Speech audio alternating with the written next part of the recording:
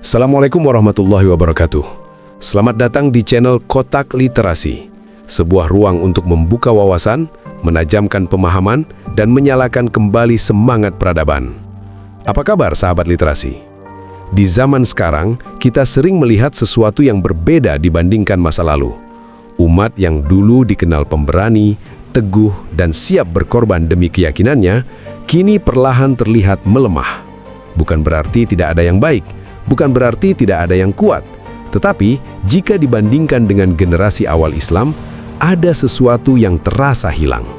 Dahulu, umat ini dipimpin langsung oleh sosok agung, Nabi Muhammad, seorang pemimpin yang bukan hanya membawa wahyu, tetapi juga membentuk karakter, keberanian, dan mental para pengikutnya. Dan di antara para pengikutnya, lahirlah tokoh-tokoh luar biasa. Salah satunya adalah seorang jenderal yang namanya mengguncangkan dunia, seorang panglima yang bahkan musuhnya pun segan. Dialah Khalid bin Walid. Namun menariknya, Khalid bin Walid tidak langsung berada di pihak Islam. Ia justru lahir, tumbuh dan besar sebagai musuh Islam. Ia pernah memimpin pasukan yang melawan kaum muslimin. Ia pernah menjadi penyebab kekalahan umat Islam dalam salah satu pertempuran besar. Ia adalah sosok yang cerdas, tangguh, ahli strategi, tetapi berada di pihak yang berseberangan. Lalu bagaimana mungkin seorang musuh Islam justru kemudian menjadi salah satu pembela terbesar Islam? Untuk memahami itu semua, kita harus mundur jauh ke belakang, ke sebuah wilayah yang keras, panas, dan penuh konflik. Sebuah wilayah yang disebut Jazirah Arab. Di masa itu, Jazirah Arab bukanlah wilayah yang bersatu. Tidak ada negara seperti sekarang. Tidak ada pemerintahan pusat yang mengatur seluruh wilayah. Yang ada adalah kabilah-kabilah, kelompok suku yang hidup berdasarkan garis keturunan. Setiap kabilah memiliki pemimpin sendiri, aturan sendiri, dan loyalitas yang sangat kuat terhadap kelompoknya. Di antara kabilah-kabilah tersebut, ada satu yang paling berpengaruh, paling dihormati, sekaligus paling ditakuti, yaitu kabilah Quraisy. Quraisy bukan sekedar suku biasa, mereka adalah penjaga Ka'bah, pusat ibadah masyarakat Arab saat itu. Namun sayangnya, ibadah yang dilakukan bukanlah ibadah kepada Allah semata. Mereka telah terjatuh ke dalam kemusyrikan, yaitu menyekutukan Allah dengan berhala-berhala. Ratusan patung disimpan di sekitar Ka'bah, dan setiap kabilah memiliki sesembahannya sendiri. Kemusyrikan ini bukan hanya masalah keyakinan, tetapi juga menjadi sistem sosial dan ekonomi. Orang-orang Quraisy mendapatkan keuntungan besar dari para peziarah yang datang untuk menyembah berhala. Perdagangan berkembang, kekayaan mengalir, dan kekuasaan semakin menguat. Namun di balik itu semua, terdapat banyak keburukan. Perbudakan merajalela, perempuan tidak dihargai, bahkan bayi perempuan bisa dikubur hidup-hidup. Keadilan hanya milik yang kuat, yang lemah tertindas tanpa perlindungan. Inilah yang disebut sebagai zaman jahiliyah, zaman kebodohan, bukan karena mereka tidak pintar, tetapi karena mereka jauh dari petunjuk yang benar. Di tengah kondisi seperti itu, lahirlah seorang anak dari keluarga terpandang Quraisy. Namanya adalah Khalid bin Walid. Ia berasal dari Bani Makhzum, salah satu cabang Quraisy yang terkenal dengan kekuatan militernya. Ayahnya, Walid bin Al-Mughirah, adalah tokoh penting yang dihormati dan disegani. Khalid tumbuh dalam lingkungan yang keras, dibentuk untuk menjadi kuat, cerdas, dan siap bertempur. Sejak kecil, ia dilatih menunggangi kuda, menggunakan pedang, dan memahami taktik perang. Ia bukan hanya kuat secara fisik, tetapi juga memiliki kecerdasan strategi yang luar biasa. Inilah kelebihan yang kelak membuatnya ditakuti, baik oleh kawan maupun lawan. Namun perlu kita pahami satu hal penting. Di masa itu, keberanian saja tidak cukup. Jika keberanian tidak dibimbing oleh kebenaran, maka ia bisa menjadi alat kehancuran. Dan itulah yang terjadi pada Khalid di awal kehidupannya. Ia berdiri di pihak Quraisy, membela kemusyrikan, melawan dakwah yang dibawa oleh Nabi Muhammad. Sementara itu, di sisi lain, Islam mulai tumbuh. Meski jumlahnya sedikit, kaum muslimin memiliki sesuatu yang tidak dimiliki oleh Quraisy, yaitu iman. Keimanan ini melahirkan keberanian yang berbeda, bukan sekedar berani karena kekuatan, tetapi berani karena keyakinan. Namun pada tahap awal ini, kaum muslimin masih lemah secara jumlah dan kekuatan militer. Mereka sering disiksa, diintimidasi, bahkan dibunuh. Disinilah konflik besar mulai terbentuk. Bukan sekedar perang fisik, tetapi juga perang keyakinan.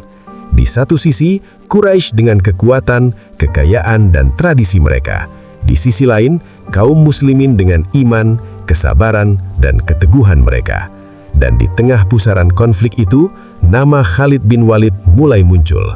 Sebagai seorang pemuda Quraisy yang cerdas dan berani, ia segera menunjukkan kemampuannya dalam strategi perang. Namun kemampuan itu belum digunakan untuk kebenaran. Ia justru menjadi salah satu tokoh yang akan berhadapan langsung dengan kaum muslimin dalam pertempuran-pertempuran besar yang akan datang. Dan dari sinilah kisah sebenarnya bermula.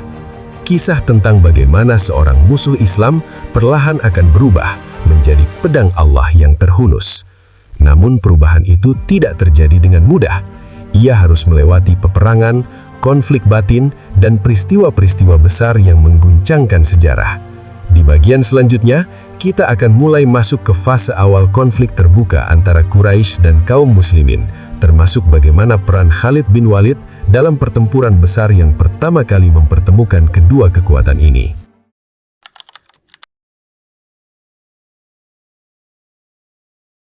Konflik yang sebelumnya hanya berupa tekanan, ejekan, dan siksaan, perlahan berubah menjadi sesuatu yang lebih besar. Sebuah benturan yang tidak lagi bisa dihindari. Kaum Quraisy mulai merasa bahwa dakwah yang dibawa oleh Nabi Muhammad bukan sekedar ancaman kecil, tetapi sesuatu yang bisa meruntuhkan seluruh tatanan mereka. Bukan hanya soal agama, tetapi juga kekuasaan, ekonomi, dan kehormatan. Bayangkan, jika manusia berhenti menyembah berhala, maka Ka'bah tidak lagi menjadi pusat ritual mereka seperti sebelumnya. Jika Ka'bah tidak lagi dipenuhi oleh para penyembah berhala, maka perdagangan Quraisy akan terguncang. Dan jika itu terjadi, maka kekuatan mereka perlahan akan runtuh. Inilah yang membuat mereka semakin keras, semakin kejam, dan semakin bertekad untuk menghentikan Islam dengan cara apapun. Sementara itu, kaum muslimin yang sebelumnya berada di Mekah terus mengalami tekanan tanpa henti. Hingga akhirnya, datang sebuah perintah penting. Perintah untuk berhijrah.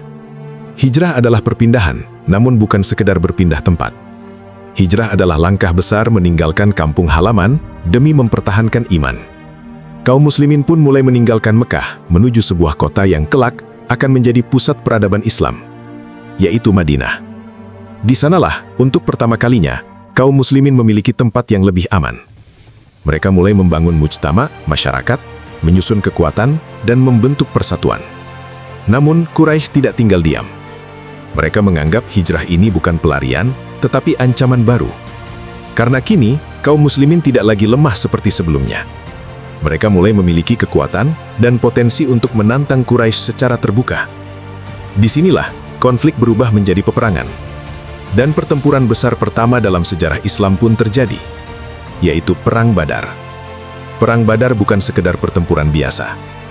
Jumlah kaum muslimin saat itu sekitar 300 orang, sementara Quraisy datang dengan sekitar 1.000 pasukan. Secara logika, ini bukan pertarungan yang seimbang. Namun, yang dimiliki kaum muslimin bukan hanya jumlah. Mereka memiliki iman, keyakinan bahwa mereka berada di jalan yang benar. Dan hasilnya, menjadi sesuatu yang tidak pernah dibayangkan oleh Quraisy. Kaum muslimin meraih kemenangan besar.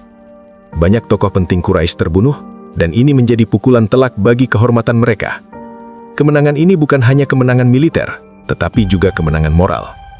Ia menunjukkan bahwa kekuatan tidak selalu ditentukan oleh jumlah, tetapi oleh keyakinan dan pertolongan dari Allah. Namun, bagi Quraisy, ini adalah penghinaan. Dan penghinaan itu tidak akan mereka lupakan. Mereka mulai menyusun rencana balasan. Mereka ingin mengembalikan kehormatan yang telah runtuh. Mereka ingin membalas kekalahan di Badar dengan kemenangan yang lebih besar. Dan disinilah, nama Khalid bin Walid mulai benar-benar diperhitungkan. Berbeda dengan sebagian pemimpin Quraisy yang lebih mengandalkan status, Khalid dikenal sebagai sosok yang berpikir tajam. Ia memahami bahwa peperangan bukan hanya soal keberanian, tetapi juga strategi. Ia mengamati, belajar dari kekalahan, dan mulai menyusun cara untuk mengalahkan kaum muslimin. Di sisi lain, kaum muslimin mulai merasakan sesuatu yang berbahaya. Kemenangan di Badar perlahan menumbuhkan rasa percaya diri yang besar. Namun, jika tidak dijaga, rasa percaya diri itu bisa berubah menjadi kelengahan. Dan inilah ujian berikutnya. Karena peperangan selanjutnya tidak akan seperti Badar. Ia akan menjadi pertempuran yang jauh lebih berat, lebih kompleks, dan penuh pelajaran pahit. Sebuah pertempuran yang akan memperlihatkan bagaimana satu kesalahan kecil bisa mengubah jalannya sejarah. Dan dalam pertempuran itu, Khalid bin Walid akan memainkan peran yang sangat menentukan. Perang itu dikenal dengan nama Perang Uhud. Di sanalah strategi, kecerdikan, dan ketegasan Khalid akan terlihat dengan jelas. Namun, di saat yang sama, peristiwa itu juga akan menjadi titik balik besar bagi dirinya dan bagi sejarah Islam secara keseluruhan. Apa yang sebenarnya terjadi di Perang Uhud? Bagaimana Khalid mampu membalikkan keadaan? Dan pelajaran apa yang tersembunyi di balik peristiwa itu? Kita akan masuk ke dalamnya di bagian berikutnya.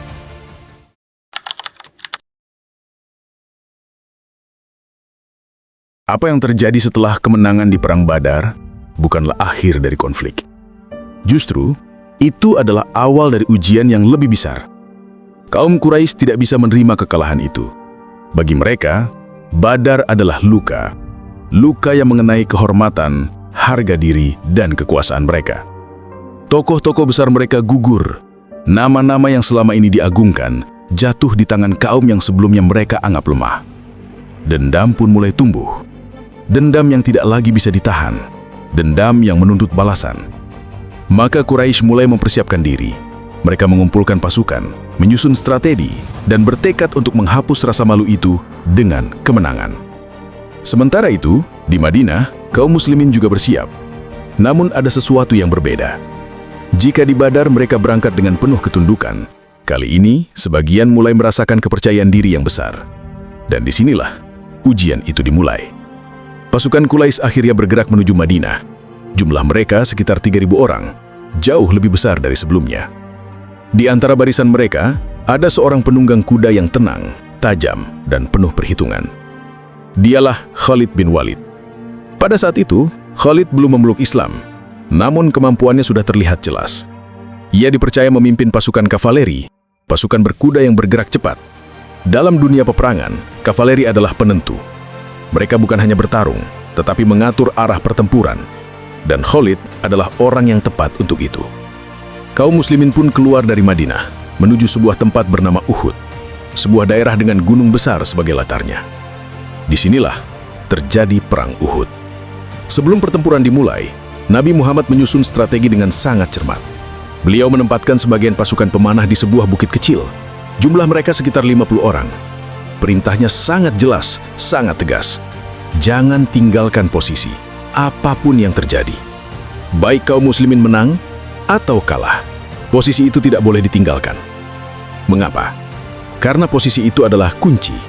Bukit itu melindungi bagian belakang pasukan muslimin, terutama dari serangan kavaleri. Dan di luar sana, ada Khalid bin Walid yang sedang mencari celah. Pertempuran pun dimulai. Di awal, kaum muslimin menunjukkan kekuatan mereka. Dengan semangat dan iman, mereka berhasil mendesak pasukan Quraisy. Barisan musuh mulai goyah, bahkan mulai mundur. Kemenangan terasa begitu dekat. Namun di saat itulah, terjadi sesuatu yang tidak seharusnya terjadi. Sebagian pasukan pemanah melihat bahwa pertempuran hampir dimenangkan. Mereka melihat harta rampasan mulai ditinggalkan oleh musuh. Dan disinilah ujian dunia datang.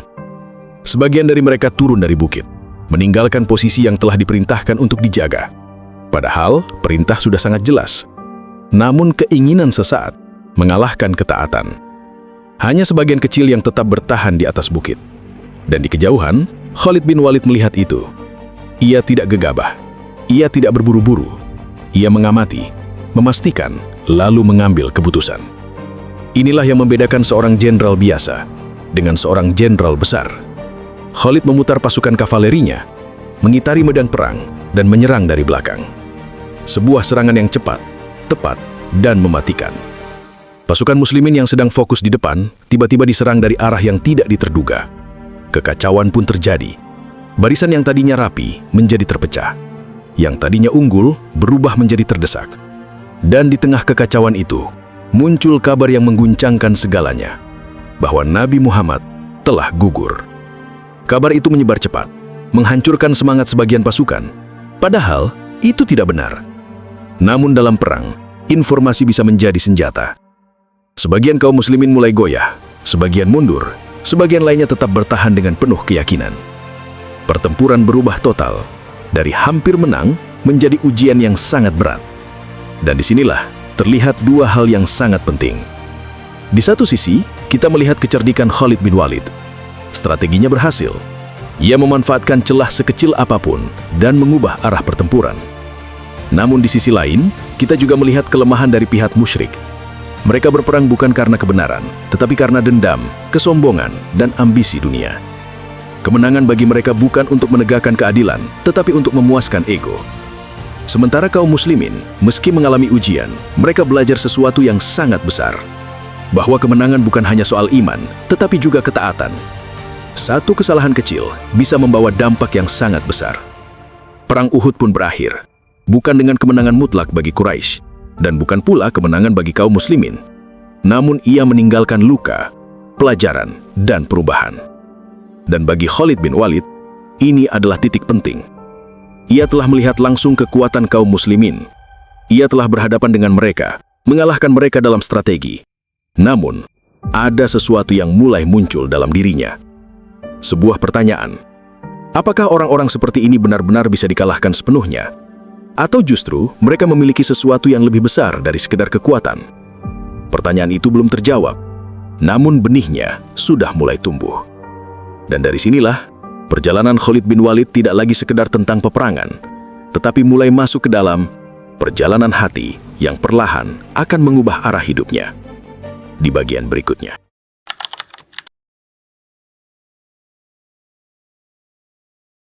Perang Uhud telah berlalu. Namun dampaknya tidak berhenti di medan perang. Ia meninggalkan jejak yang dalam, bukan hanya pada tubuh yang terluka, tetapi juga pada hati dan pikiran. Kaum muslimin kembali ke Madinah dengan membawa pelajaran besar. Mereka menyadari bahwa kemenangan bukanlah sesuatu yang bisa dianggap pasti. Bahwa ketaatan kepada Nabi Muhammad bukan sekadar pilihan, tetapi kunci keselamatan. Di sisi lain, kaum Quraisy kembali ke Mekah dengan perasaan yang bercampur. Mereka tidak benar-benar menang, namun juga tidak kalah. Mereka berhasil membalas sebagian luka di Perang Badar, tetapi mereka belum mampu menghancurkan kaum muslimin. Dan di antara barisan mereka, ada satu sosok yang diam, namun berpikir sangat dalam. Khalid bin Walid. Ia bukan sekadar prajurit, ia adalah pengamat, seorang pemikir, seorang ahli strategi. Apa yang ia lakukan di Perang Uhud memang brilian. Ia melihat celah, memanfaatkannya, dan mengubah arah pertempuran. Namun bagi Khalid, kemenangan itu tidak terasa seperti kemenangan yang utuh. Mengapa? Karena ia melihat sesuatu yang tidak biasa dari kaum muslimin. Mereka tidak bertempur seperti orang-orang pada umumnya. Biasanya, manusia berperang karena harta, kekuasaan, atau balas dendam. Namun kaum muslimin tetap bertahan, bahkan ketika keadaan berbalik. Bahkan ketika mereka mendengar kabar bahwa nabi mereka telah gugur, sebagian dari mereka tetap melanjutkan perjuangan. Ini bukan sesuatu yang mudah dijelaskan dengan logika biasa. Dan disinilah benih pertama mulai tumbuh dalam hati Khalid. Sebuah benih keraguan. Bukan keraguan terhadap kemampuannya, tetapi terhadap jalan yang ia bela. Namun perubahan besar tidak terjadi dalam satu malam. Setelah Uhud, konflik terus berlanjut. Ketegangan antara Quraisy dan kaum muslimin semakin meningkat. Tidak ada pihak yang benar-benar mundur. Hingga beberapa tahun kemudian, terjadi sebuah peristiwa besar yang hampir mengguncangkan seluruh jazirah Arab, yaitu Perang Khandak. Perang ini juga dikenal sebagai Perang Ahzab, Perang Gabungan. Mengapa disebut demikian? Karena kali ini, Quraisy tidak datang sendiri. Mereka mengajak berbagai kabilah lain untuk bersatu, membentuk pasukan besar dengan satu tujuan, menghancurkan kaum muslimin untuk selamanya. Jumlah pasukan mereka mencapai sekitar 10.000 orang. Ini adalah kekuatan terbesar yang pernah dihadapi oleh kaum muslimin. Sementara di Madinah, kaum muslimin hanya memiliki sekitar 3.000 pasukan. Secara angka, ini jauh lebih tidak seimbang dibandingkan Badar maupun Uhud. Namun kali ini, kaum muslimin tidak hanya mengandalkan keberanian, mereka menggunakan strategi yang belum pernah dikenal oleh bangsa Arab sebelumnya, yaitu menggali parit besar di sekitar kota Madinah. Ide ini datang dari seorang sahabat bernama Salman Al-Farisi, yang sebelumnya pernah hidup di wilayah Persia. Parit ini menjadi penghalang besar bagi pasukan Quraisy, terutama bagi kavaleri. Dan disinilah peran Khalid kembali diuji. Sebagai pemimpin kavaleri, ia terbiasa bergerak cepat, menyerang, menembus pertahanan. Namun kali ini, ia dihadapkan pada sesuatu yang tidak bisa ditembus. Parit itu menghentikan semuanya. Pasukan besar Quraisy terpaksa berhenti. Mereka tidak bisa menyerang secara langsung. Hari demi hari berlalu, namun tidak ada pertempuran besar yang terjadi. Yang ada hanyalah ketegangan, dingin, lapar, dan kelelahan.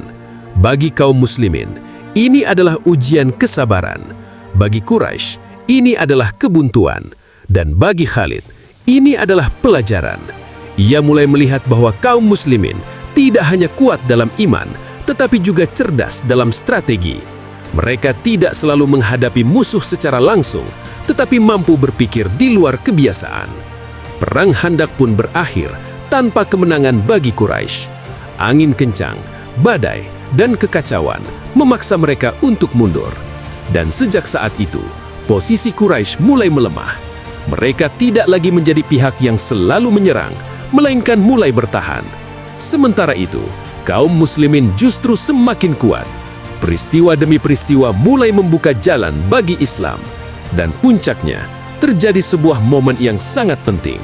Sebuah perjanjian yang pada awalnya terlihat merugikan, namun justru menjadi titik balik besar dalam sejarah, yaitu Perjanjian Hudaybiyah.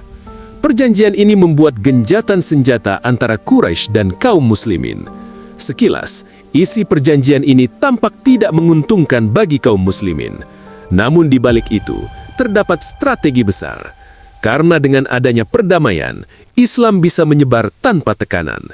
Dan disinilah perubahan besar mulai terjadi. Banyak orang Quraisy yang sebelumnya memusuhi Islam mulai melihatnya dari sudut pandang yang berbeda, termasuk Khalid bin Walid. Ia mulai berpikir lebih dalam. Ia melihat bahwa kekuatan kaum muslimin bukan hanya di medan perang, tetapi juga dalam kesabaran, kebijaksanaan, dan visi jangka panjang. Dan satu persatu, hal-hal yang dulu ia yakini mulai runtuh. Kesombongan Quraisy mulai terlihat rapuh, sementara keteguhan kaum muslimin justru semakin kuat. Dan di dalam hatinya, pertanyaan itu kembali muncul. Apakah aku berada di jalan yang benar? Ataukah selama ini aku justru melawan kebenaran itu sendiri? Pertanyaan itu semakin kuat, tidak bisa lagi diabaikan. Dan sebentar lagi, jawaban itu akan datang. Sebuah keputusan besar yang tidak hanya akan mengubah hidup Khalid bin Walid, tetapi juga akan mengubah arah sejarah Islam. Di bagian berikutnya.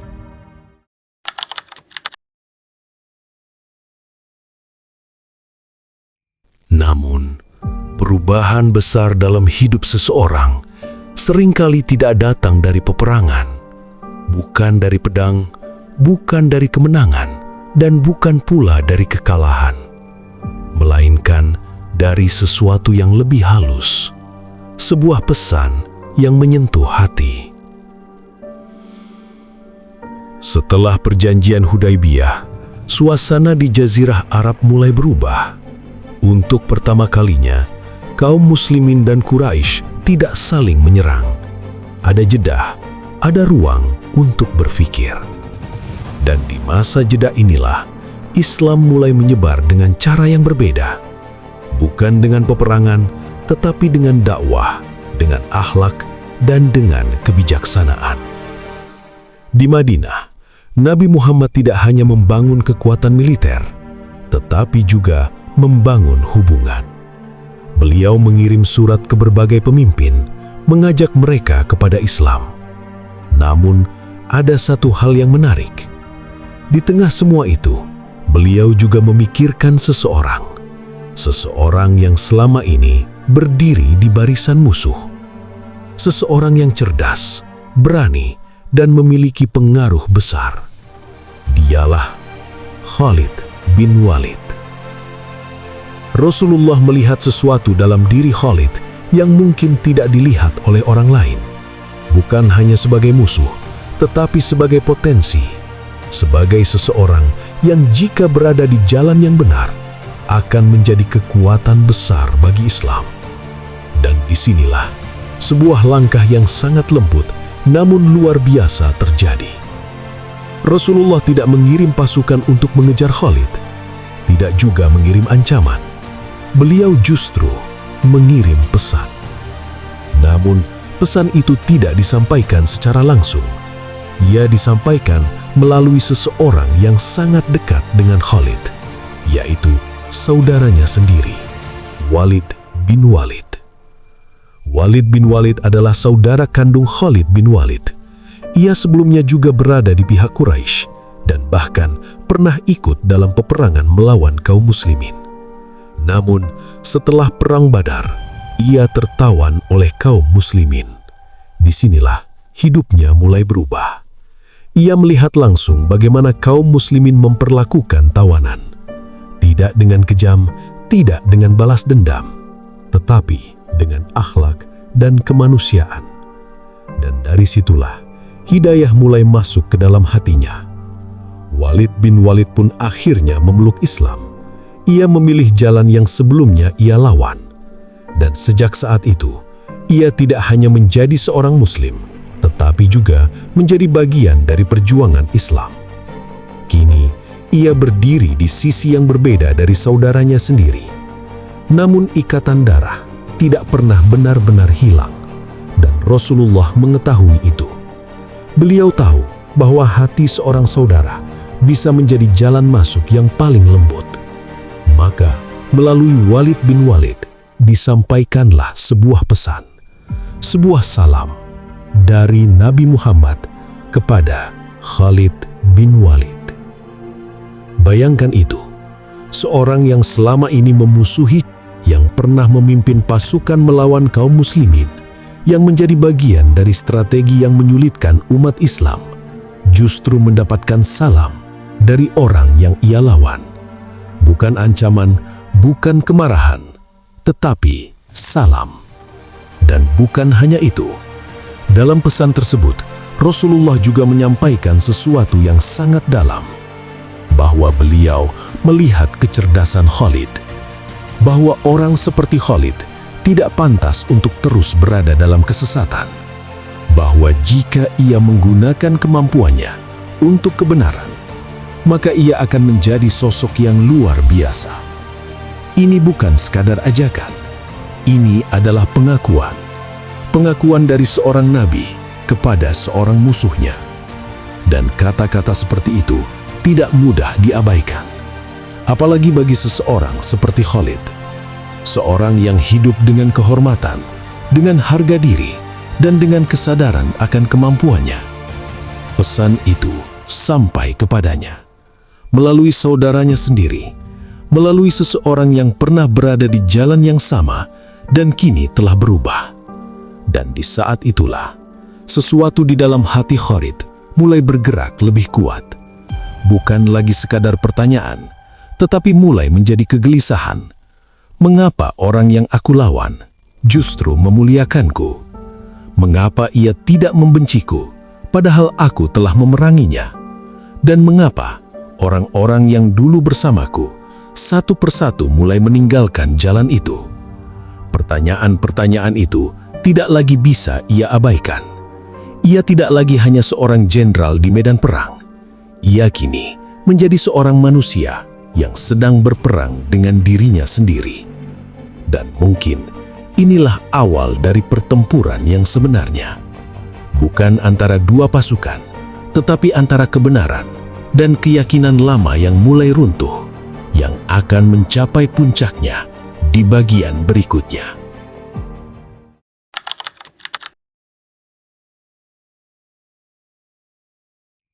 Pesan itu telah sampai.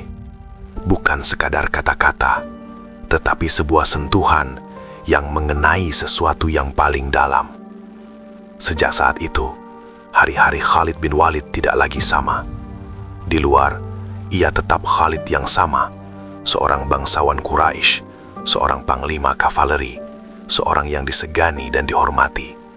Namun di dalam, ada sesuatu yang mulai berubah. Ia mulai banyak diam, bukan karena lemah, tetapi karena berpikir. Pesan yang disampaikan oleh Walid bin Walid terus terngiang dalam benaknya. Salam dari Nabi Muhammad. Sebuah hal yang sulit untuk ia pahami. Bagaimana mungkin seseorang yang selama ini ia lawan justru mengirimkan penghormatan, bukan kebencian, bukan ancaman, tetapi pengakuan. Dan bukan hanya itu, ucapan bahwa orang secerdas dirinya tidak pantas berada dalam kesesatan terasa seperti cermin yang memaksanya melihat dirinya sendiri. Sejak saat itu, Khalid mulai memperhatikan banyak hal yang sebelumnya tidak pernah ia pikirkan. Ia melihat Quraisy dengan lebih jujur. Ia melihat bagaimana mereka mempertahankan berhala, bukan karena kebenaran, tetapi karena tradisi dan kepentingan. Ia melihat bagaimana keputusan-keputusan besar seringkali didorong oleh emosi, oleh dendam, oleh harga diri yang terluka. Dan untuk pertama kalinya, ia mulai bertanya, apakah ini benar? Apakah semua yang selama ini aku bela benar-benar layak untuk diperjuangkan? Pertanyaan itu tidak mudah dijawab, karena menjawabnya berarti meruntuhkan seluruh kehidupan yang selama ini ia bangun. Nama besar, kehormatan, kedudukan, semuanya terikat pada jalan yang ia tempuh. Namun di sisi lain, ia juga tidak bisa mengabaikan apa yang ia lihat dari kaum muslimin. Ia mengingat kembali bagaimana mereka bertahan di perang Uhud, bagaimana sebagian dari mereka tetap berdiri meski keadaan berbalik. Ia mengingat perang Khandak, di mana strategi yang tidak biasa menghentikan pasukan besar Quraisy tanpa pertempuran terbuka. Dan kini, setelah perjanjian Hudaibiyah, ia melihat sesuatu yang lebih mengejutkan. Kaum muslimin tidak memanfaatkan kekuatan mereka untuk balas dendam. Mereka justru memilih damai. Padahal mereka punya alasan untuk membalas. Namun mereka tidak melakukannya. Mengapa? Pertanyaan itu kembali muncul. Dan kali ini lebih kuat, lebih dalam, lebih sulit untuk dihindari. Hari demi hari, pergolakan itu semakin terasa. Ia mulai menjaga jarak dari pembicaraan yang penuh kebencian. Ia tidak lagi secepat dulu dalam menyetujui rencana-rencana permusuhan. Bahkan, dalam beberapa kesempatan, ia lebih memilih diam. Orang-orang di sekitarnya mungkin tidak menyadari perubahan itu, namun di dalam dirinya, perubahan itu sangat nyata. Ini bukan lagi tentang siapa yang menang di medan perang. Ini tentang siapa yang benar. Dan semakin ia berpikir, semakin ia melihat bahwa kebenaran itu tidak berada di tempat yang selama ini ia bela. Namun, menerima itu bukanlah hal yang mudah, karena itu berarti ia harus meninggalkan segalanya. Dan disinilah ujian terbesar Khalid bin Walid bermula, bukan melawan musuh di luar, tetapi melawan dirinya sendiri, melawan rasa takut kehilangan, melawan keraguan, melawan masa lalu. Namun, di balik semua itu, ada satu hal yang terus mendorongnya, sebuah keyakinan yang mulai tumbuh, pelan namun pasti, bahwa jika ia terus menunda, maka ia hanya akan menjauh dari sesuatu yang sebenarnya telah ia lihat dengan jelas. Dan mungkin waktunya sudah semakin dekat, sebuah keputusan besar yang tidak bisa lagi ditunda, keputusan yang akan menentukan arah hidupnya selamanya. Dan tanpa ia sadari, langkah pertama menuju perubahan itu akan segera ia ambil, menuju sebuah perjalanan yang akan membawanya lebih dekat kepada kebenaran yang selama ini ia cari.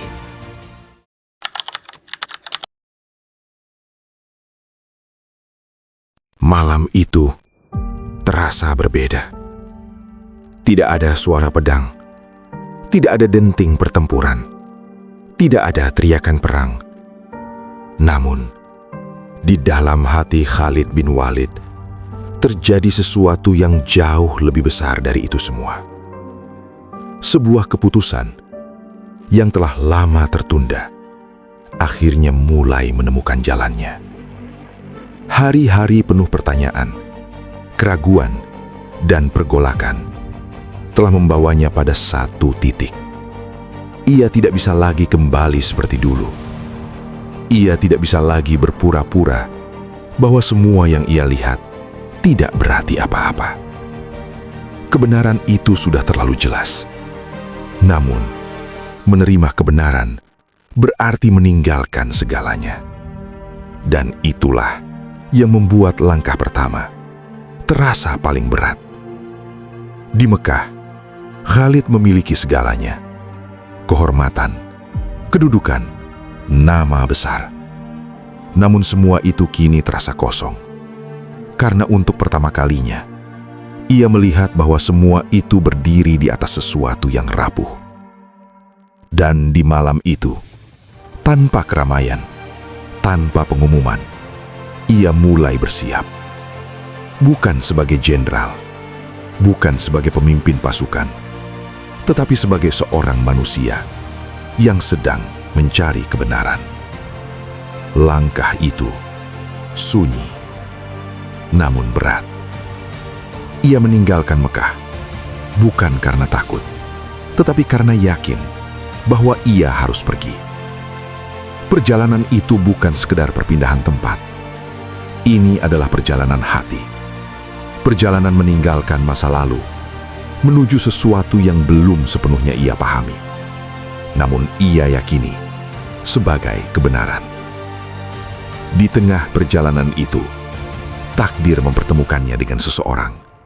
Seseorang yang juga tidak asing, yang juga berasal dari Quraisy, yang juga pernah menjadi bagian dari barisan yang sama. Dialah Amr bin As. Amr bin As bukan orang biasa.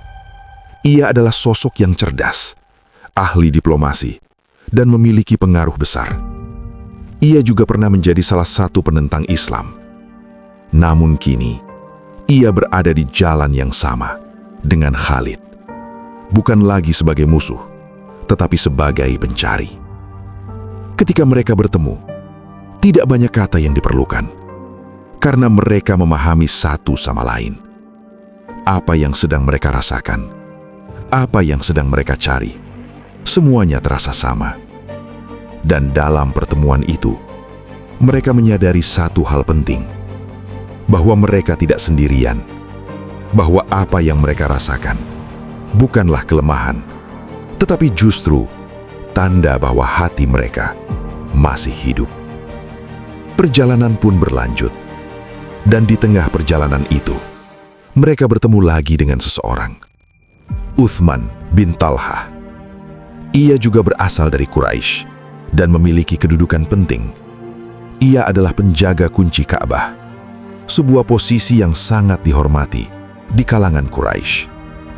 Namun seperti Khalid dan Amr, ia juga berada di titik yang sama, meninggalkan sesuatu yang selama ini ia pegang, demi mencari sesuatu yang lebih benar. Kini, mereka bertiga berjalan bersama. 3 orang dengan latar belakang yang sama, dengan masa lalu yang sama, namun dengan tujuan yang baru. Perjalanan itu tidak hanya mendekatkan mereka kepada satu tempat, tetapi juga mendekatkan mereka kepada kebenaran. Langkah demi langkah, jarak mereka dan Madinah semakin dekat. Dan bersama itu, detak jantung mereka pun semakin terasa. Bukan karena takut, tetapi karena harapan bahwa apa yang mereka cari akan mereka temukan. Dan di kejauhan, kota itu mulai terlihat. Madinah, tempat di mana segalanya akan berubah. Tempat di mana mereka akan berhadapan langsung dengan Nabi Muhammad, seorang yang selama ini mereka lawan, namun kini justru ingin mereka temui. Bukan dengan pedang, tetapi dengan hati.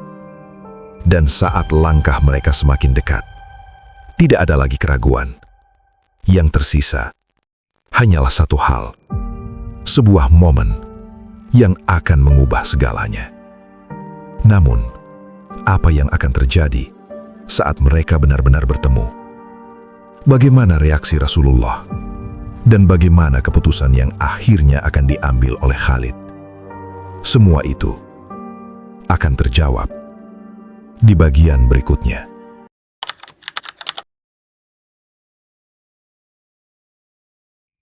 Langkah itu akhirnya berhenti di hadapan sebuah kota yang selama ini hanya mereka dengar dalam cerita.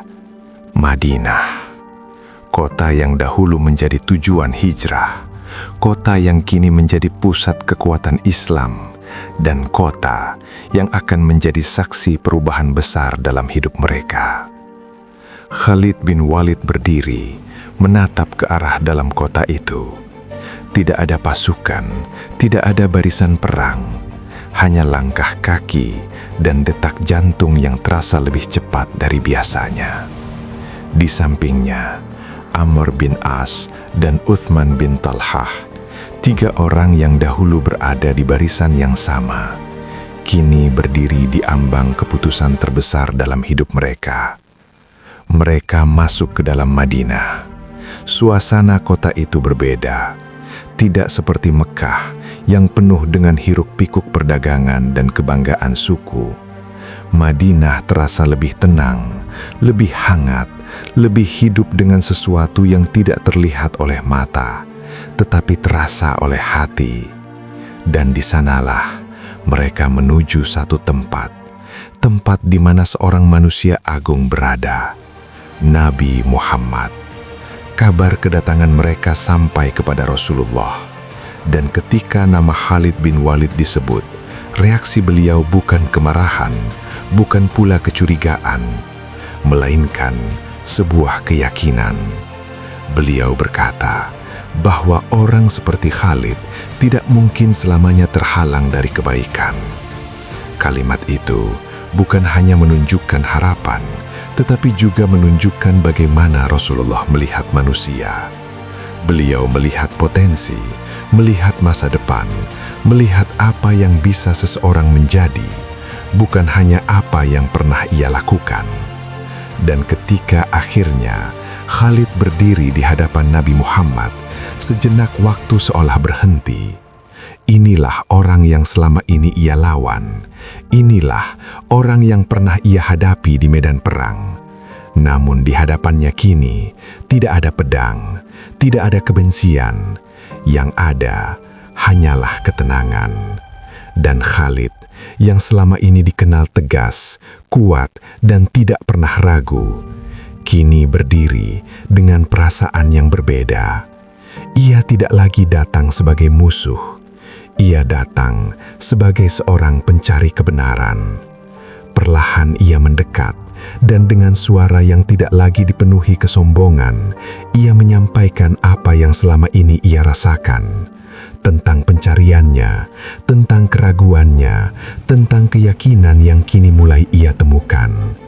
Lalu ia mengucapkan kalimat itu, kalimat yang sederhana namun mengubah segalanya.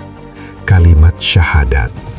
Dengan itu, Khalid bin Walid resmi menjadi bagian dari Islam. Seorang yang dahulu menjadi musuh, kini menjadi saudara. Seorang yang dahulu mengangkat pedang melawan, kini siap mengangkatnya untuk membela. Dan apa yang terjadi setelah itu adalah sesuatu yang tidak akan pernah dilupakan. Khalid meminta sesuatu, bukan kedudukan, bukan kehormatan, tetapi ampunan. Ia meminta kepada Rasulullah agar dosa-dosa masa lalunya diampuni, karena ia tahu apa yang telah ia lakukan bukan hal yang kecil. Namun jawaban Rasulullah adalah sesuatu yang menenangkan, bahwa Islam menghapus apa yang sebelumnya, bahwa ketika seseorang masuk Islam dengan tulus, maka masa lalunya diampuni. Dan bukan hanya itu, Rasulullah juga memberikan sesuatu yang luar biasa, sebuah gelar yang akan dikenal sepanjang sejarah, Saifullah, pedang Allah, sebuah gelar yang tidak diberikan sembarangan, sebuah pengakuan bahwa orang yang dahulu melawan, kini akan menjadi salah satu pembela terbesar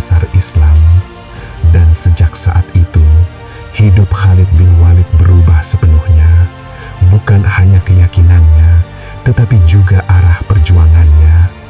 Ia tidak kehilangan keberaniannya, tidak kehilangan kecerdasannya, namun kini semuanya berada di jalan yang benar. Dan dunia akan segera menyaksikan bagaimana seorang mantan musuh berubah menjadi jenderal yang tak terkalahkan, membawa Islam ke berbagai penjuru dan menorehkan sejarah yang tidak akan pernah dilupakan. Di bagian berikutnya.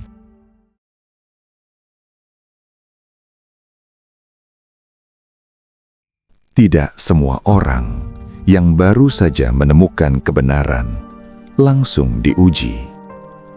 Namun bagi sebagian orang yang dipilih untuk memikul sesuatu yang besar, ujian itu datang lebih cepat. Dan bagi Khalid bin Walid, ujian itu tidak menunggu lama. Belum lama ia mengucapkan syahadat. Belum lama ia berdiri di hadapan Nabi Muhammad. Namun kini, ia kembali berdiri di medan yang sangat ia kenal. Medan perang. Namun kali ini, ia tidak lagi berada di sisi yang sama. Ia tidak lagi mengangkat pedang untuk melawan Islam. Ia kini berada di barisan yang dahulu ia hadapi. Dan ujian itu datang dalam sebuah peristiwa besar, Perang Mu'tah. Perang ini bukan perang biasa. Ini bukan hanya konflik antara kaum muslimin dan Quraisy. Ini adalah pertemuan dengan kekuatan besar dunia saat itu. Sebuah kekaisaran, Kekaisaran Bizantium. Sebuah kekuatan yang luas, terorganisir, dan memiliki pasukan dalam jumlah besar.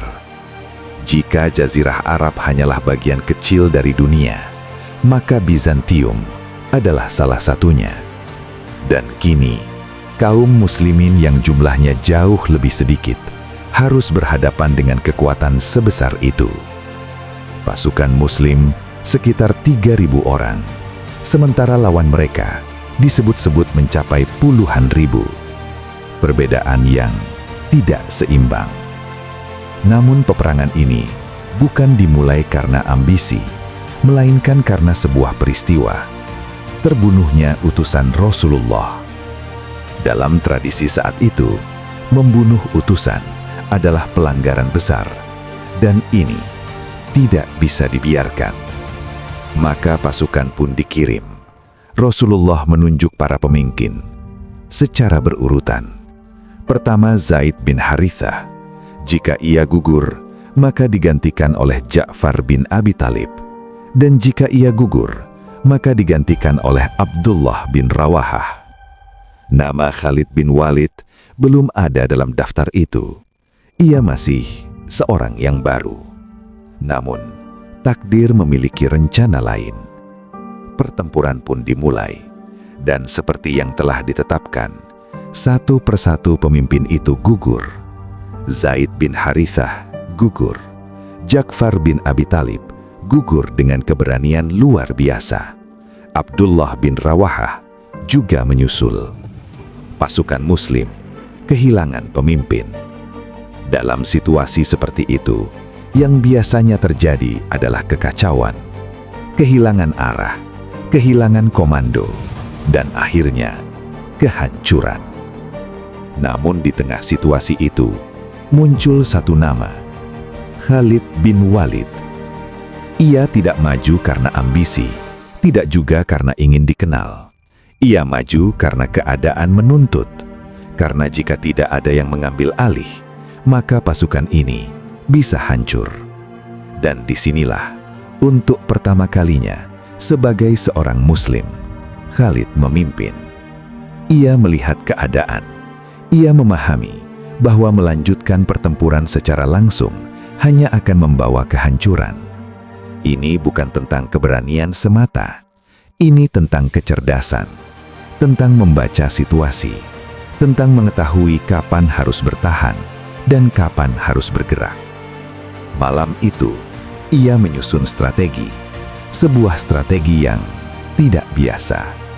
Ia mengatur ulang pasukan, yang di depan dipindah ke belakang, yang di belakang dipindah ke depan.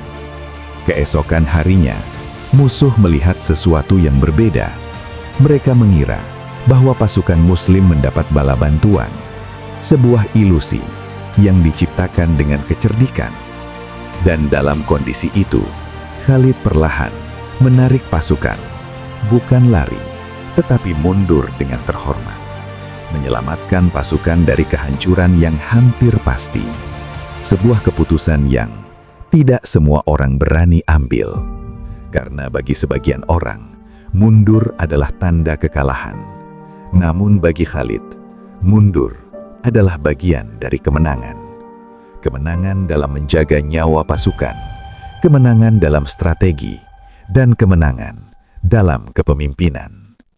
Dikatakan, di hari itu, pedangnya di tangannya patah berkali-kali, namun semangatnya tidak pernah patah. Dan sejak saat itulah, nama Khalid bin Walid tidak lagi dikenal sebagai mantan musuh, tetapi sebagai pemimpin, sebagai jenderal, sebagai seseorang yang mampu mengubah keadaan, bahkan di saat paling sulit.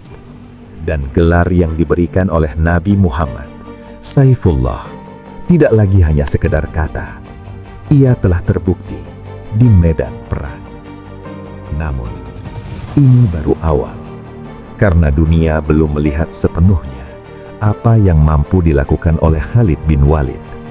Dan setelah ini, akan datang peristiwa yang jauh lebih besar, yang akan mengubah wajah Jazirah Arab selamanya, dan membawa Khalid ke dalam sejarah yang tidak akan pernah dilupakan.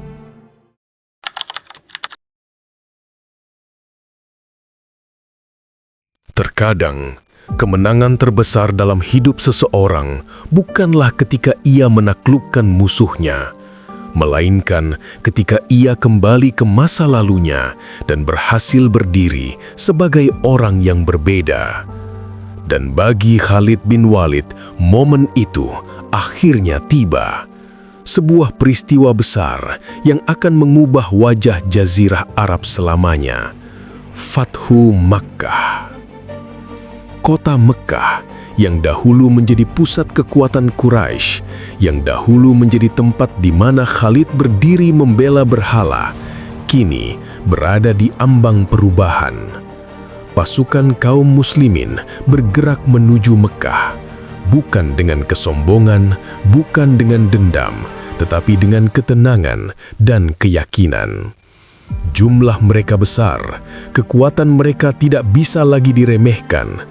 Namun yang paling menakjubkan bukanlah kekuatan itu, melainkan tujuan mereka, bukan untuk menghancurkan, tetapi untuk mengembalikan kebenaran. Dan di antara pasukan itu berjalan seorang pria yang dahulu pernah bersumpah untuk menghentikannya. Kini ia justru menjadi bagian dari barisan itu, Khalid bin Walid. Langkahnya mendekati Mekah bukan hanya langkah fisik. Ini adalah perjalanan hati yang kini mencapai titiknya. Ia melihat kota itu, tempat ia dibesarkan, tempat ia dikenal, tempat ia pernah berdiri dengan penuh kebanggaan.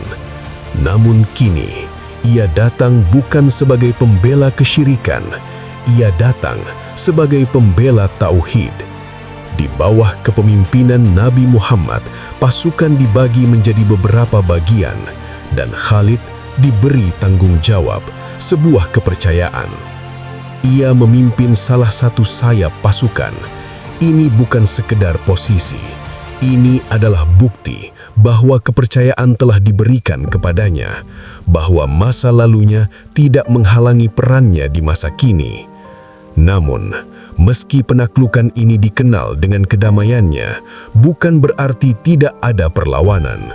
Di beberapa titik terjadi bentrokan, dan disitulah Khalid kembali berada di medan yang ia kuasai. Dengan ketegasan, dengan strategi, dan dengan keberanian, ia menghadapi perlawanan itu. Namun kali ini, tidak ada dendam dalam dirinya, tidak ada kebencian yang membutakan. Yang ada hanyalah tugas dan keyakinan. bahwa apa yang ia lakukan adalah untuk kebenaran. Perlawanan itu akhirnya reda dan Mekah jatuh ke tangan kaum muslimin. Namun yang terjadi setelah itu bukanlah pembalasan, bukan kehancuran, bukan pertumpahan darah besar-besaran, melainkan sesuatu yang tidak pernah dibayangkan oleh banyak orang: pengampunan. Nabi Muhammad memberikan amnesti kepada penduduk Mekah. Orang-orang yang dahulu memusuhi, yang dahulu mengusir, yang dahulu menyakiti, justru diampuni. Dan di tengah semua itu, Khalid bin Walid berdiri, menyaksikan semuanya. Ia melihat langsung bahwa kemenangan dalam Islam bukan tentang membalas, tetapi tentang memperbaiki, tentang mengangkat, bukan merendahkan. Dan mungkin di saat itu, ia benar-benar memahami mengapa dahulu ia merasakan sesuatu yang berbeda ketika mendengar tentang Islam. Karena ini bukan sekedar kekuatan, ini adalah kebenaran. Dan dari kota itu, yang dahulu menjadi pusat kesyirikan, kini cahaya tauhid menyebar lebih luas. Namun, perjalanan belum selesai, karena setelah kemenangan besar, seringkali datang ujian berikutnya. Ujian yang tidak kalah berat, ujian yang bukan datang dari musuh di luar, tetapi dari dalam diri. Dan bagi kaum muslimin, ujian itu sudah menanti. Sebuah pertempuran baru yang akan menguji apakah mereka benar-benar telah siap atau masih perlu belajar kembali di medan yang bernama Hunain.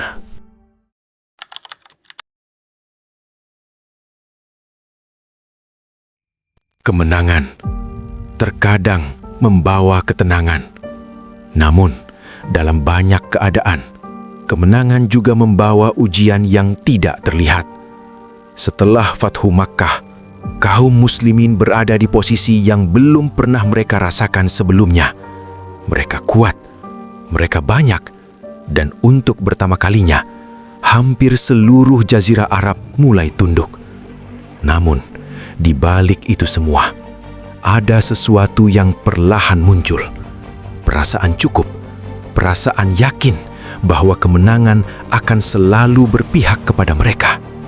Dan disinilah ujian itu dimulai. Tidak lama setelah penaklukan Makkah, muncul ancaman dari luar. Suku-suku besar yang merasa terancam dengan bangkitnya Islam mulai bersatu. Di antaranya Malik bin Auf yang memimpin suku Hawazin dan Thaqif. Mereka tidak ingin menunggu. Mereka memilih menyerang lebih dulu. Dan pertemuan itu terjadi di sebuah lembah yang akan dikenal dalam sejarah sebagai Perang Hunain. Pasukan kaum muslimin kali ini sangat besar, sekitar 12.000 orang, jumlah yang belum pernah mereka miliki sebelumnya. Dan di antara mereka berdiri Khalid bin Walid, seorang jenderal yang telah membuktikan diri di Mu'tah, yang telah memimpin dalam Fathu Makkah, dan kini kembali berada di medan perang. Namun, sesuatu terasa berbeda. Bukan pada musuhnya, tetapi pada pasukan itu sendiri. Sebagian dari mereka mulai merasa yakin bahwa dengan jumlah sebesar ini, mereka tidak akan kalah. Dan keyakinan seperti itu perlahan mengaburkan sesuatu yang lebih penting, ketergantungan kepada Allah. Pertempuran pun dimulai, namun tidak seperti yang mereka bayangkan. Di lembah Hunain, musuh telah menyiapkan jebakan. Mereka bersembunyi, menunggu saat yang tepat, dan ketika pasukan muslimin memasuki lembah itu, serangan tiba-tiba dilancarkan. Panah-panah meluncur, serangan datang dari berbagai arah, dan dalam sekejap, barisan kaum muslimin terguncang. Kekacauan terjadi, sebagian mundur, sebagian kehilangan arah, dan untuk sesaat, pasukan besar itu terlihat goyah. Inilah ujian yang sebenarnya. Bukan kekurangan jumlah, tetapi kelebihan yang tidak disikapi dengan benar. Dan di tengah kekacauan itu, Khalid bin Walid tetap berdiri. ia tidak asing dengan situasi seperti ini. Ia pernah melihat kekacauan di medan perang. Ia pernah menghadapi keadaan yang hampir runtuh. Dan kini, dengan pengalaman itu, ia tetap bertahan. Ia mengatur, ia melawan, ia berusaha menahan gelombang yang datang. Dikatakan, ia mengalami luka dalam pertempuran itu. Namun ia tidak mundur, karena kini ia tidak lagi berperang untuk kehormatan pribadi. Ia berperang untuk sesuatu yang lebih besar. Dan di tengah kekacauan itu, Nabi Muhammad tetap berdiri dengan tenang. Beliau tidak mundur.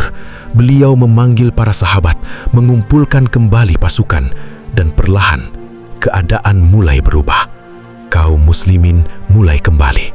Barisan mulai tersusun, semangat mulai bangkit kembali. Dan dari kekacauan itu, muncul kekuatan baru. Serangan balik dilakukan, dan perlahan keadaan berbalik. Yang tadinya terdesak menjadi yang mendesak, yang tadinya goyah kembali teguh. Dan akhirnya, kemenangan diraih. Namun kemenangan ini tidak sama seperti sebelumnya, karena kemenangan ini datang setelah mereka hampir jatuh. Datang setelah mereka diingatkan bahwa kekuatan bukan pada jumlah, tetapi pada keimanan. Dan bagi Khalid bin Walid, pertempuran ini juga menjadi pelajaran bahwa keberanian harus selalu diiringi dengan kerendahan hati, bahwa strategi harus disertai dengan tawakalan, dan bahwa kemenangan sejati tidak pernah datang dari kesombongan.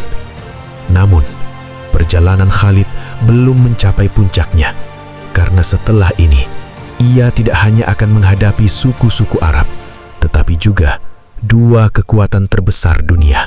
Sebuah panggung yang jauh lebih luas, sebuah peperangan yang jauh lebih besar, yang akan mengangkat nama Khalid bin Walid menjadi legenda yang dikenal hingga hari ini di medan yang bernama Yarmouk.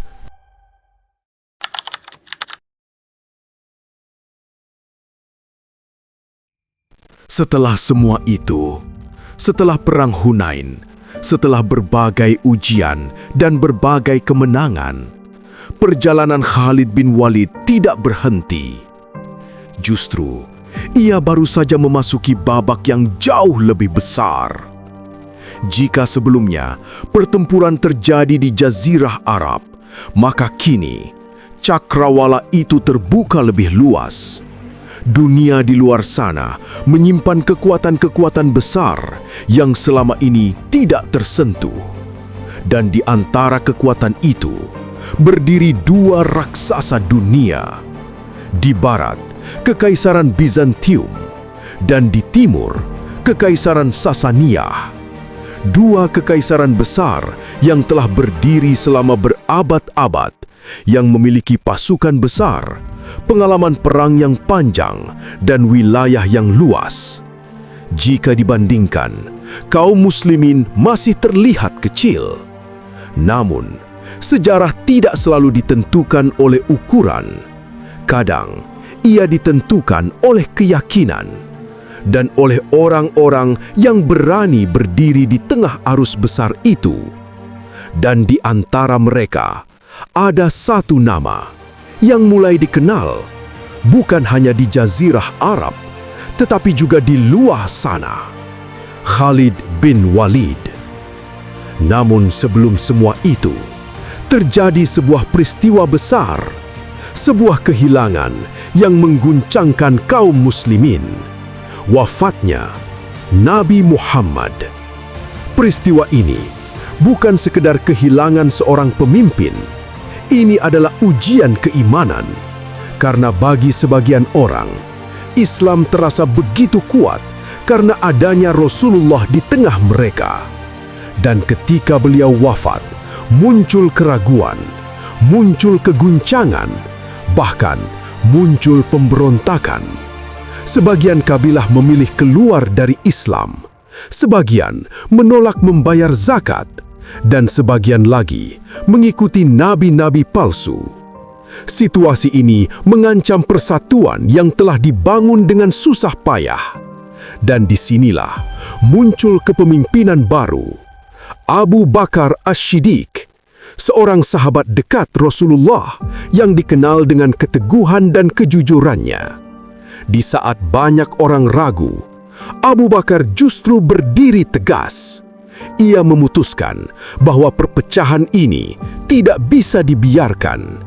Maka dimulailah serangkaian peperangan yang dikenal sebagai Perang Riddah, perang melawan kemurtadan. Dan di medan inilah Khalid bin Walid kembali memainkan peran besar. Ia diutus untuk menghadapi pemberontakan, untuk mengembalikan stabilitas, untuk menjaga persatuan. Salah satu pertempuran besar terjadi melawan seorang yang mengaku sebagai nabi, Musailamah Al-Kazzab. Ia memiliki pengikut yang banyak dan kekuatan yang tidak bisa diremehkan. Pertempuran itu sangat sengit, dikenal sebagai Pertempuran Yamamah. Di sana, banyak penghafal Al-Quran gugur, dan pertempuran itu menjadi salah satu yang paling berat. Namun, pada akhirnya, kemenangan diraih. Musailamah tewas, dan ancaman besar itu berakhir.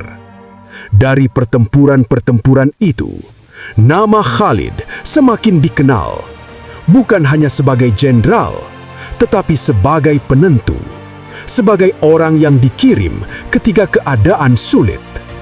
Namun, semua itu baru permulaan, karena setelah Jazirah Arab kembali stabil, pandangan mulai diarahkan keluar, ke wilayah-wilayah besar yang selama ini berada di bawah kekuasaan Bizantium dan Persia. Dan disinilah nama Khalid bin Walid akan benar-benar diuji di medan yang lebih luas, melawan pasukan yang jauh lebih besar dalam pertempuran yang akan dikenang sepanjang masa, Perang Yarmuk.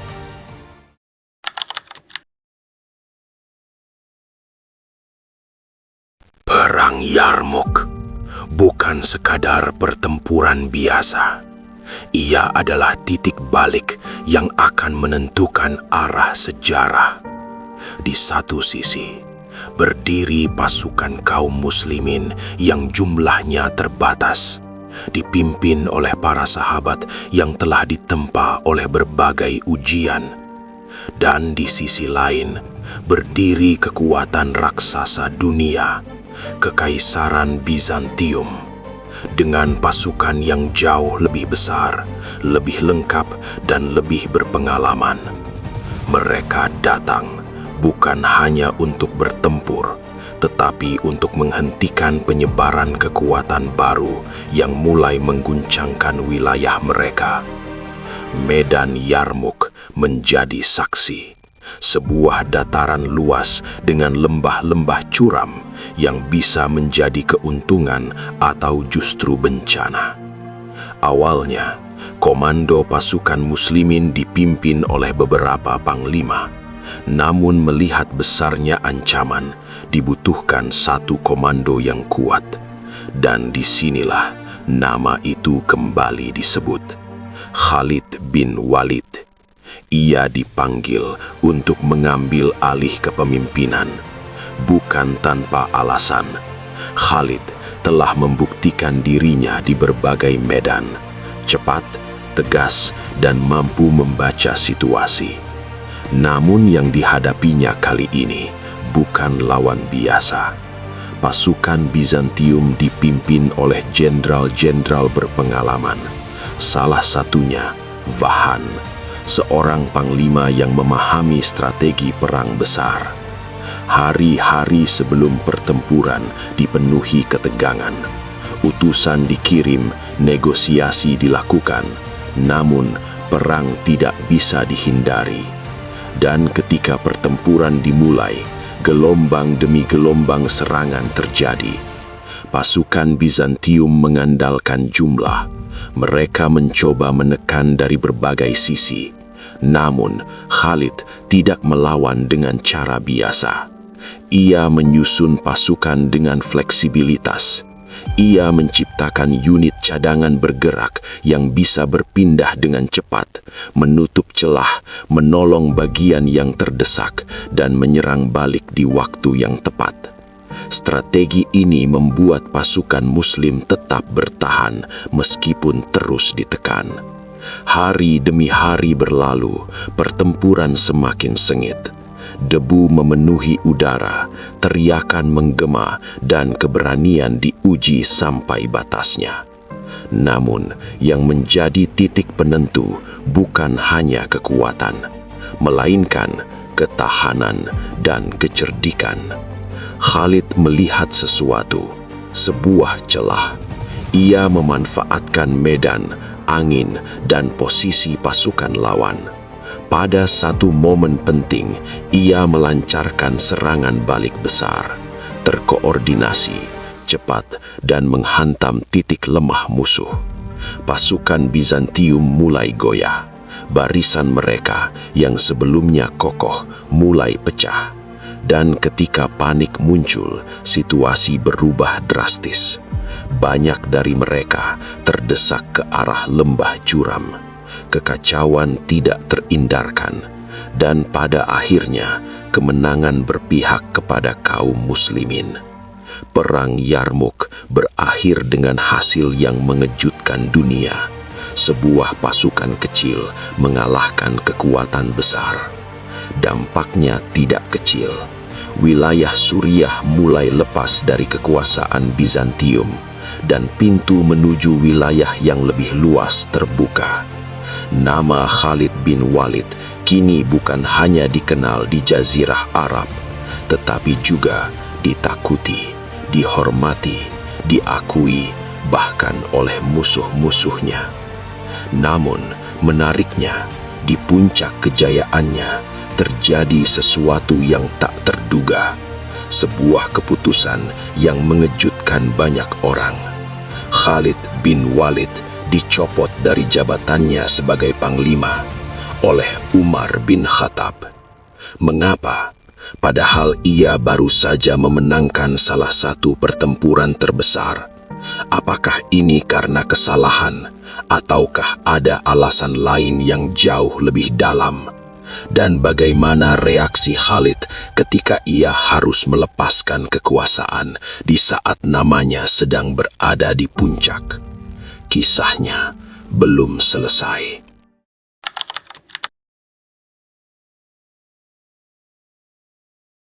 Kemenangan di Yarmuk masih terasa hangat.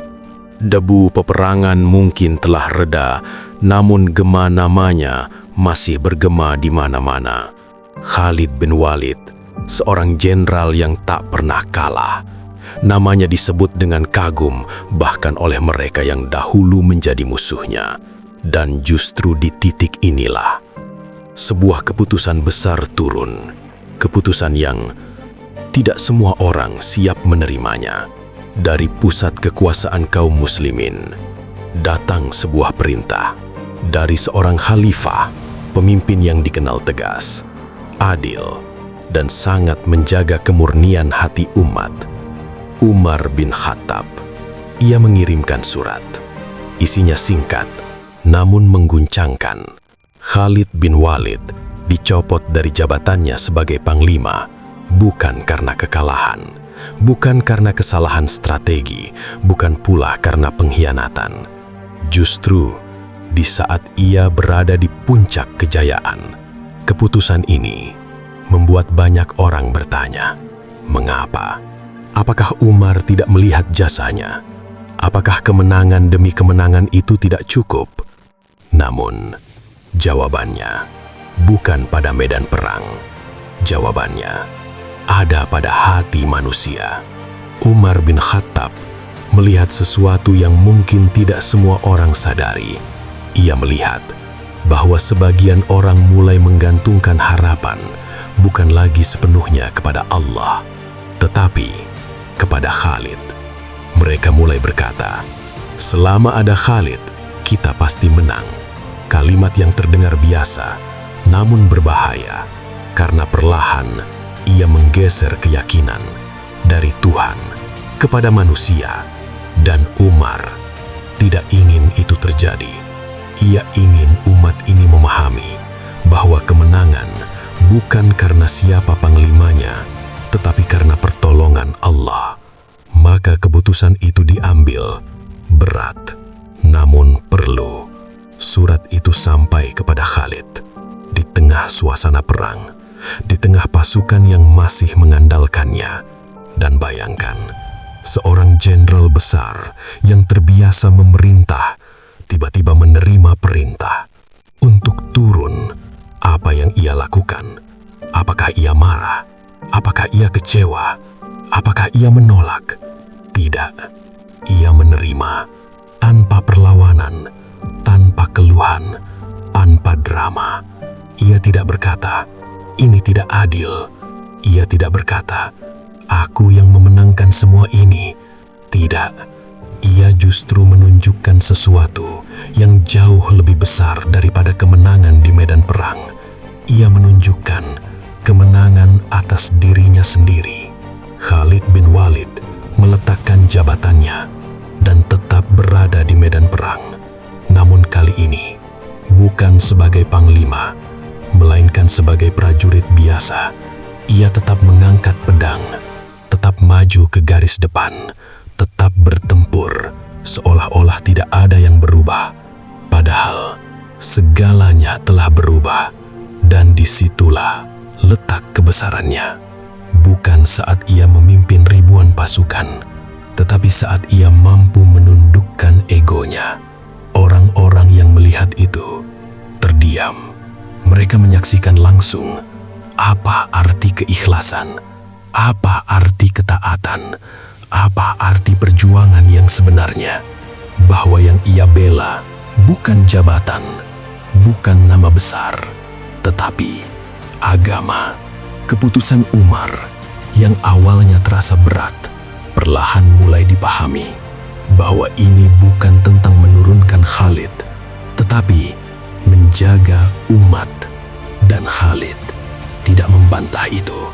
Ia justru menjadi bukti hidup bahwa keputusan itu benar. Namun perjalanan Khalid belum selesai. Setelah tidak lagi menjadi panglima, apakah ia akan tetap berada di garis depan? Apakah semangatnya akan tetap sama? Ataukah ini menjadi awal dari fase baru dalam hidupnya yang justru lebih sunyi, namun lebih dalam?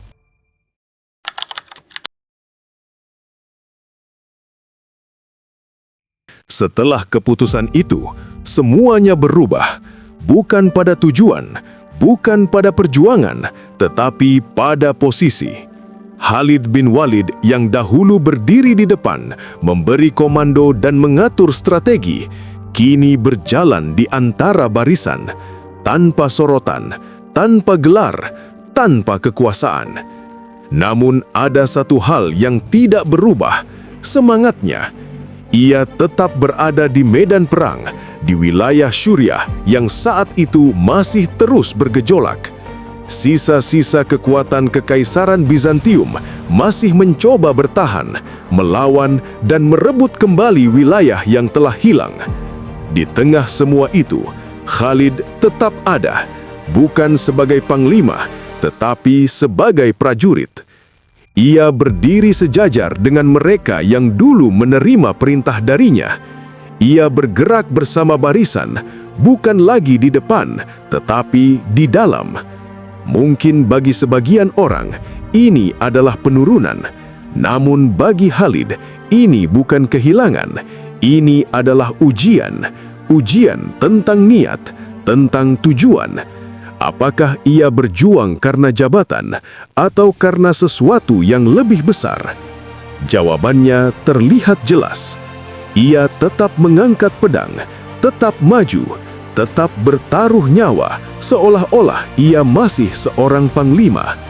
Tidak ada keluhan, tidak ada penolakan, tidak ada keinginan untuk mundur. Justru di fase inilah kemurnian itu terlihat. Hari-hari berlalu, pertempuran demi pertempuran kecil terjadi, tidak sebesar Yarmuk atau pertempuran-pertempuran sebelumnya, namun tetap berat. Dan di setiap itu, Khalid hadir, diam namun bekerja, kuat namun tidak menonjol. Namanya perlahan mulai jarang disebut, bukan karena ia berhenti berjuang, tetapi karena ia tidak lagi berada di pusat perhatian. Disitulah tersembunyi sebuah pelajaran besar. Tidak semua perjuangan harus terlihat, tidak semua pengorbanan harus dikenal. Kadang yang paling tulus justru yang paling sunyi. Orang-orang yang dekat dengannya mulai melihat sesuatu yang berbeda. Bukan lagi sosok jenderal besar, tetapi seorang manusia yang telah melewati begitu banyak peperangan. Tubuhnya tidak lagi seperti dulu, penuh dengan bekas luka. Hampir tidak ada bagian tubuhnya yang tidak pernah tersentuh pedang, tombak, atau anak panah. Setiap luka adalah saksi dari pertempuran demi pertempuran yang telah ia lalui. Dari masa ia memusuhi Islam hingga ia menjadi salah satu pembelanya yang paling kuat. Dan sekarang ia tetap berdiri, bukan lagi sebagai simbol kemenangan, melainkan sebagai simbol keteguhan. Waktu terus berjalan dan tanpa disadari, ia mulai mendekati fase terakhir dalam hidupnya. Seorang jenderal besar yang telah menghadapi begitu banyak kematian, justru akan menghadapi kematiannya sendiri dalam keadaan yang tidak pernah ia bayangkan. Bagaimana akhir dari seorang pedang Allah yang tak pernah kalah di medan perang? Apakah ia akan gugur di tengah pertempuran, atau Allah menyiapkan akhir yang berbeda untuknya? Kisah ini hampir sampai pada ujungnya.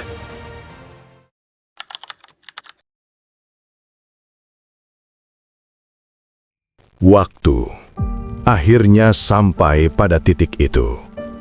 Sebuah titik yang tidak bisa dihindari oleh siapapun, termasuk oleh seorang jenderal besar, Khalid bin Walid. Ia tidak berada di medan perang, tidak di tengah dentingan pedang, tidak pula di bawah teriakan pasukan. Ia berada di sebuah tempat yang sunyi, di wilayah Homs, tempat ia menghabiskan hari-hari terakhirnya. Tubuhnya yang dahulu begitu kuat, kini mulai melemah. Namun jika seseorang melihatnya, mereka akan menemukan sesuatu yang berbeda. Tubuh itu penuh dengan bekas luka, luka dari pedang, dari tombak, dari anak panah. Hampir tidak ada bagian dari tubuhnya, kecuali pernah tersentuh oleh peperangan. Setiap bekas luka itu adalah cerita tentang keberanian, tentang pengorbanan, tentang perjalanan panjang dari seorang yang dahulu memusuhi Islam hingga menjadi salah satu pembelanya yang paling kuat. Dan di saat-saat terakhir itu, diriwayatkan bahwa ia melihat tubuhnya sendiri, lalu berkata dengan penuh keheranan bahwa tidak ada satu jengkal pun dari tubuhnya yang tidak memiliki bekas luka. Namun ia akan wafat di atas tempat tidurnya, bukan di medan perang, bukan sebagai syuhada di garis depan. Dan kata-kata itu bukanlah keluhan, bukan pula penyesalan, tetapi sebuah pengakuan bahwa segala sesuatu terjadi atas kehendak Allah. Seorang jenderal yang ditakuti oleh Kekaisaran Bizantium, yang memimpin begitu banyak kemenangan, yang dikenal dengan julukan Saifullah, pedang Allah, pada akhirnya kembali kepada Tuhannya dalam keadaan tenang, sunyi, namun penuh makna.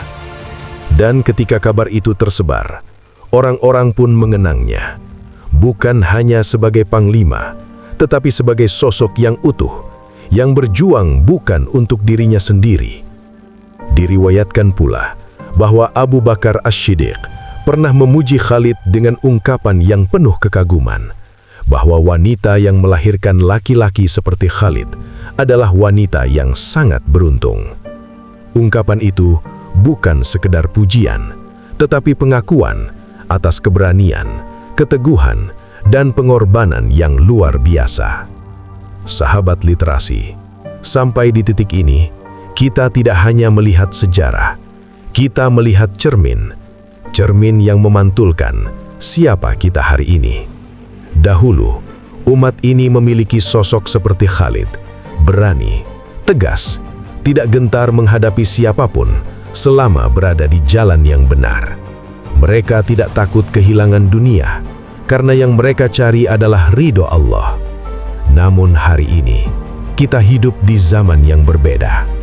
Bukan karena tidak ada musuh, tetapi karena keberanian itu mulai memudar. Bukan karena tidak ada tantangan, tetapi karena hati kita seringkali lebih terikat pada kenyamanan. Kita mudah takut, mudah ragu, bahkan untuk mempertahankan kebenaran. Padahal, sejarah telah menunjukkan bahwa perubahan besar selalu dimulai dari keberanian, dari keyakinan, dari hati yang tidak bergantung pada manusia, melainkan hanya kepada Allah.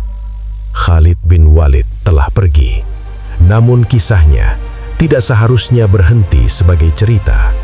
Ia adalah pelajaran, ia adalah pengingat bahwa seorang manusia biasa bisa menjadi luar biasa ketika ia menyerahkan dirinya sepenuhnya kepada Tuhan. Dan mungkin pertanyaannya sekarang bukan lagi tentang siapa Khalid, tetapi apakah masih ada di antara kita yang berani menapaki jejaknya?